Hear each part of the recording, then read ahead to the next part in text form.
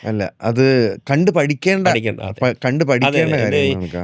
ബിസിനസ്സുകാർ നമ്മൾ ഇങ്ങനെ ബിസിനസ്സിലോട്ടാണ് ഇറങ്ങുന്നതെങ്കിൽ തീർച്ചയായും നമ്മൾ അത് കാണും. ഞാൻ എപ്പോഴും പറയുന്ന ഒരു കാര്യമാണ്, നമ്മളൊരു ജോബ് ഓറിയന്റഡ് എന്നുള്ളൊരു തോട്ട് പ്രോസസ്സ് നല്ലതാണ്. ജോബ് ഒരു 98% ആൾക്കാരും ജോബ് തന്നെയാണ് ചെയ്യുന്നത്.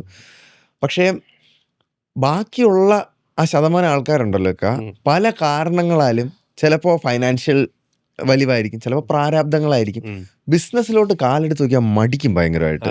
പ്രത്യേകിച്ചും നമ്മുടെ ഇവിടെ കൂടുതലും ആൾക്കാർ ജോബാണ്. നമ്മൾ പഠിച്ച് വരുന്ന സമയത്ത് സ്കൂളിലാണെങ്കിൽ പോലും പഠിച്ച് നല്ലൊരു ജോലി നേടണം, പഠിച്ച് നല്ലൊരു പൊസിഷനിലോട്ട് എത്തണം എന്നാണ് എപ്പോഴും കൂടുതൽ പഠിപ്പിക്കുന്നത്. അപ്പോൾ അതിൽ നിന്ന് പുറത്തോട്ട് കാലെടുത്ത് വെക്കുന്ന ഒരാളാണെങ്കിൽ ചുറ്റുപാടുമുള്ള എല്ലാവരും മാക്സിമം തളർത്താൻ നോക്കും. എടാ കിട്ടിയാൽ കിട്ടി, പോയാൽ പോയി എന്നൊരു സാധനമാണ്. നീ ബിസിനസ്സിലോട്ട് ഇറങ്ങി നാളെ നിന്റെ കയ്യിലുള്ള പൈസയൊക്കെ തീർന്നു കഴിഞ്ഞാൽ നീ നിന്റെ വീട് വിൽക്കേണ്ടി വരും, നീ നിന്റെ കുടുംബം നോക്കാൻ പറ്റില്ല, നീ കംപ്ലീറ്റ് ആയിട്ട് അവരെപ്പോഴും റിസ്ക് എന്നുള്ളൊരു സാധനത്തിൽ അവരങ്ങ് ബ്ലോക്കായി പോകും. ശരിക്കും അതിൽ നിന്ന് പുറത്തോട്ട് വരുമ്പോഴാണ് വലിയ വലിയ വിജയ കഥകൾ ഉണ്ടാവുന്നത്. നമ്മളെപ്പോഴും റിസ്ക് എന്തിലാണ് റിസ്ക് ഇല്ലാത്തത്? എല്ലാത്തിലും റിസ്ക് ഉണ്ട്. പക്ഷെ ഒരു ജോബ് എടുക്കുമ്പോൾ കമ്പാരിറ്റീവ്ലി റിസ്ക് കുറവാണ്, പക്ഷേ ബെനിഫിറ്റും കുറവാണ്. റിസ്ക് കുറയുമ്പോൾ അവിടെ ബെനിഫിറ്റും അതേ കണക്ക് കുറയും.